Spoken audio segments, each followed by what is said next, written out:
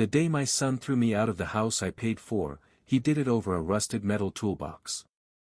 He stood in my living room and said, "Take your junk and go." Junk. That box held 40 years of my work, and he knew it. I built that house with my own hands. The mortgage had my name on it. But none of that mattered to him anymore. In his eyes, I was just an old man taking up space. It didn't start that day. It started small, polite suggestions. "Dad, let me handle the bills. You forget things. I'll manage the bank account. It's easier online." I didn't forget anything. I just didn't move as fast as I used to. But he said it in front of his wife once, like I was already slipping. That's how it works. You repeat something enough and it becomes truth to everyone else. He changed the Wi-Fi password first. Said it was a security thing. Then he started opening my mail. Just helping out. My pension statement stopped coming to my desk.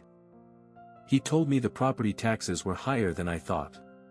Said I should transfer things while it's simple. Then came the papers. He sat at the kitchen table with a neat stack, clipped together. "Just routine estate planning, Dad. Sign here, and here." I asked to read them. He sighed like I'd embarrassed him. "You don't trust me?" I said I wanted time.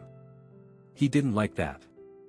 For a week after, he barely spoke unless it was about next steps. He started calling it his house in conversation. Not ours. His. He parked in the garage spot I'd used for 30 years. Moved my tools into the shed. Said the smell of oil bothered his wife. One morning I found the lock on the basement changed. He said it was temporary, renovations. Every boundary shifted a few inches at a time. My chair in the den disappeared. Didn't match the room. My name came off the utility account. Simplifying paperwork. By the time we were standing in the living room over that toolbox, I understood it had been building for months. "I'm not signing anything," I told him. His jaw tightened. Not angry, just cold. Calculating. "You're not thinking clearly," he said. "This is what's best." For who? He didn't answer that. Instead, he walked to the front door and opened it. Like I was a delivery man who'd stayed too long. When I didn't move, he stepped closer. He's taller than me. Stronger. He put his hand on my shoulder and steered me forward. Not rough, but firm enough that I understood this wasn't a discussion anymore. "You can come back when you're ready to cooperate," he said. I walked out carrying that toolbox. By the time I turned around, the deadbolt had already clicked shut. I didn't go far. There's a diner 3 blocks over, same place I used to take him on Saturdays when he was a kid.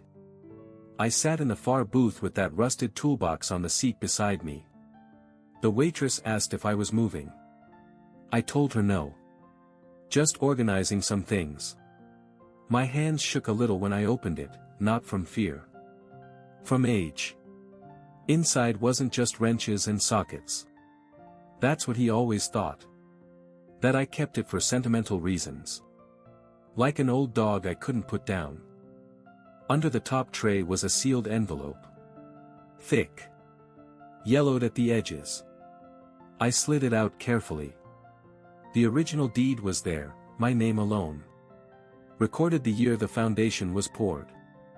I remember standing at the county office with your mother, my wife, when we signed it. Paid off in full 12 years later. Beneath that sat the trust documents. Updated 3 years ago, after my first heart scare. I'd handled it quietly. Didn't see a reason to announce my business. There was also a letter from my attorney. Dated and notarized. Clear language. No drama. It stated that the property remained solely in my name and placed into a revocable living trust. I was the trustee. Sole authority. It outlined distribution after my death, and it included a clause. If any beneficiary attempted to remove me from my residence, coerce transfer of ownership, or initiate eviction proceedings, that individual would be immediately disinherited. No gray area. No room for interpretation. I read it twice. Slow. There was also a copy of the property tax receipts. Paid directly from my account. No transfer of title. No legal conveyance. The papers he wanted me to sign would have changed that. But I hadn't signed them. Legally, nothing had changed. I closed the toolbox and sat there for a long time. The waitress refilled my coffee without asking questions. He thought he'd pushed out an old man who didn't understand what was happening. What he'd actually done was attempt to evict the legal owner of the house. And that was a mistake. The next morning, I went to see my lawyer. Same office I'd used when I set up the trust. Brick building downtown. Second floor.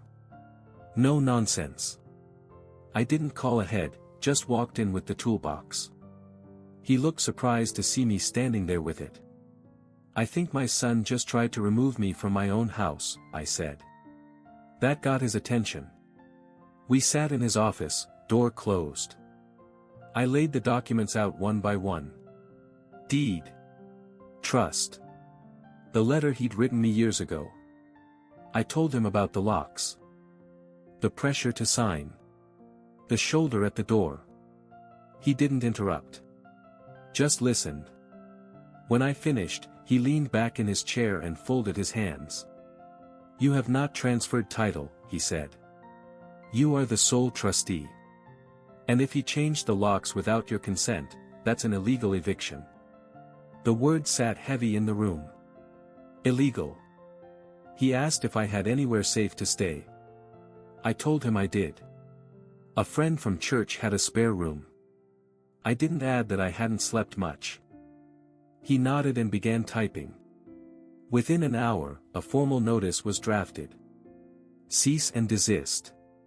Demand for immediate access restoration. Written acknowledgement that no ownership transfer had occurred. A warning that further interference would result in civil action. It wasn't loud. It wasn't emotional. Just facts. He also advised that if I was denied entry upon return, we would contact local law enforcement to document unlawful exclusion from the property. Not to escalate, just to establish record. Paper leaves trails. Trails matter. He printed the letter on firm white paper, signed it, and had it sent by certified mail and email. He also had a process server scheduled for that afternoon. I didn't feel triumphant walking out of that office. I felt tired. But I also felt steady. For months, my son had relied on the idea that I wouldn't push back. That I'd be confused, or ashamed, or too weak to fight paperwork. By 3 o'clock that day, an official envelope with a law firm's return address was in his hands. And this time, the paper wasn't asking for my signature. I didn't call anyone. I didn't need to.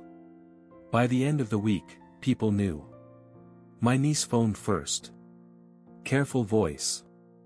Uncle Ray, is everything okay at the house? I asked her what she'd heard. She hesitated. Then, Mark said you were having episodes. That you wandered off. That he had to step in. Episodes. That's how he framed it.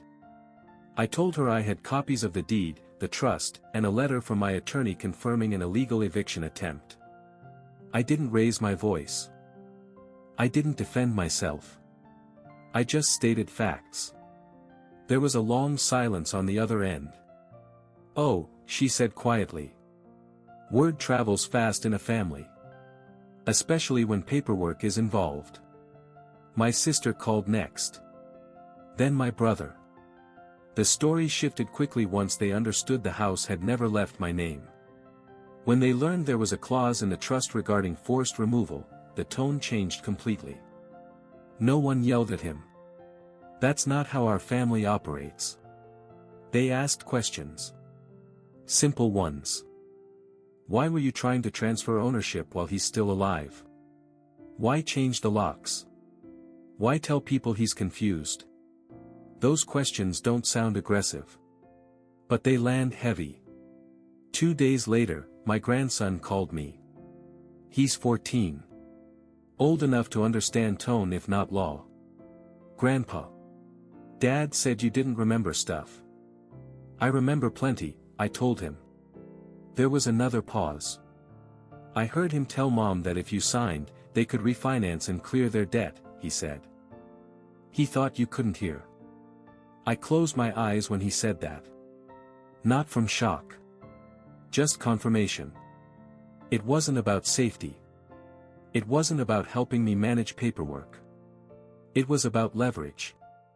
By the time the certified letter receipt came back signed, my son's version of events had holes in it. Too many people had seen the documents. Too many relatives understood what illegal eviction meant. He hadn't expected scrutiny. He'd expected compliance. And now, instead of an aging father quietly disappearing from his own home, there was a paper trail, and witnesses. He came to see me on a Sunday afternoon. Not at the house. Not at my friend's place. He asked to meet at the diner. Neutral ground. He looked tired. Shirt wrinkled. Jaw tight. Not angry this time, just cornered.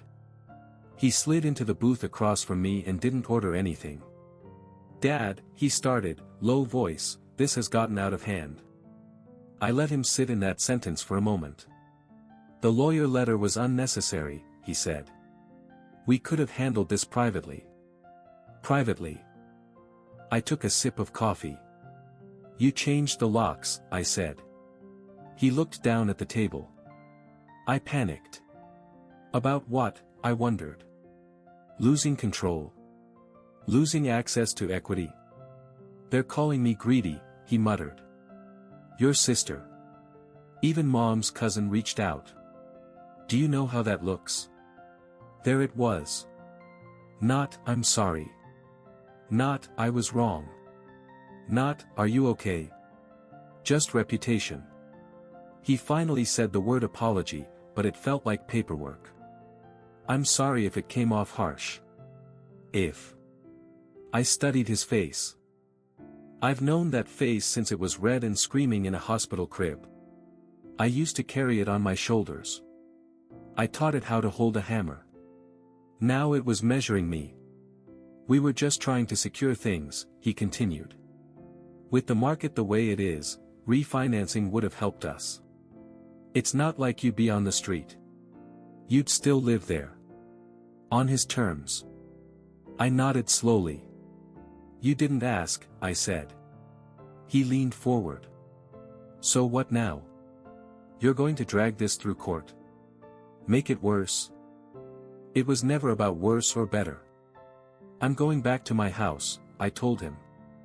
He opened his mouth, then closed it. I'll make sure the locks are changed back, he said quickly. You can have your space. We'll figure something out. He wanted resolution. Containment. Damage control. I finished my coffee and stood. We already figured something out, I said. And I walked out before he could calculate his next sentence. A few months passed before things settled into something that felt normal. My son stayed polite. Careful. Like a man walking across thin ice. He stopped mentioning the house entirely. Stopped talking about refinancing. Stopped offering to handle anything for me. But something else changed. At family gatherings, he watched his words.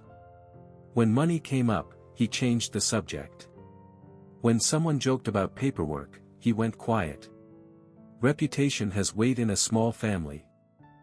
I didn't bring up the trust. I didn't need to. The silence did the work. One evening, my grandson came by alone. Said he wanted help fixing a loose cabinet hinge. He stayed longer than necessary. You're not mad at Dad forever, are you? He asked. I thought about that. I'm not mad, I said. I'm careful. There's a difference. Anger burns fast. Carefulness stays. He nodded like he understood more than I expected. Later that week, my son came over while I was mowing the lawn. He waited until I shut the engine off. "I didn't think you'd actually push back," he said. That was the most honest sentence he'd spoken in months. "I know," I replied. He looked at the house. Then at me. I thought, at some point it would just become ours. There it was. Not cruelty. Not panic. Just entitlement that had grown quietly over time. "You were supposed to inherit it," I said. "Not take it." He didn't argue with that.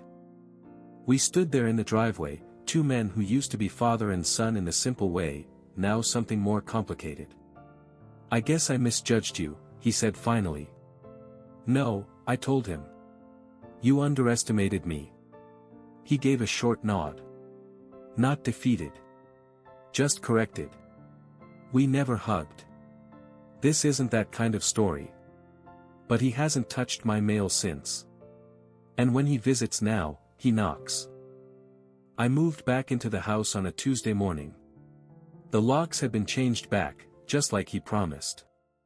My tools were stacked in the garage again.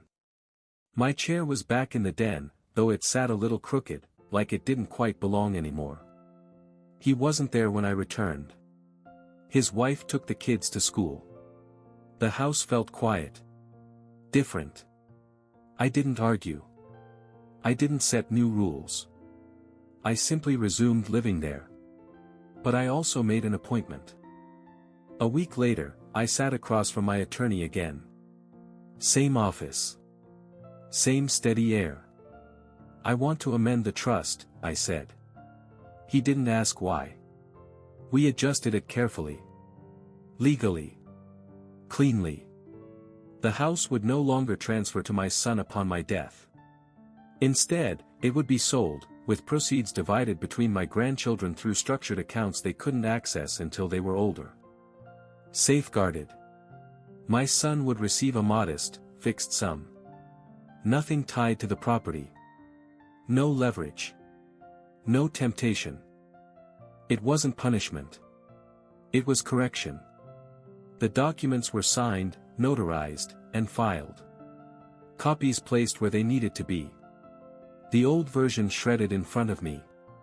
When I got home, I put the updated papers back inside the metal toolbox, beneath the tray, where they belonged. My son tried once more to talk about moving forward. I listened. I nodded. I didn't offer much back. Trust, once bent like that, doesn't spring straight again. I still mow the lawn. I still sit on the porch in the evenings. Neighbors wave the same way they always have. From the outside, nothing looks different. But inside, something settled. At my age, you learn that dignity isn't loud. It doesn't shout or slam doors. It simply stands where it has always stood and refuses to step aside. This house has my name on it. And now, so does the final decision.